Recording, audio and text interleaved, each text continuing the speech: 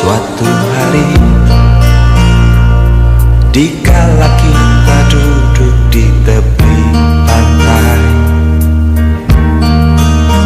dan memandang ombak di lautan yang kian menepi, burung camar terbang bermain di derunya air.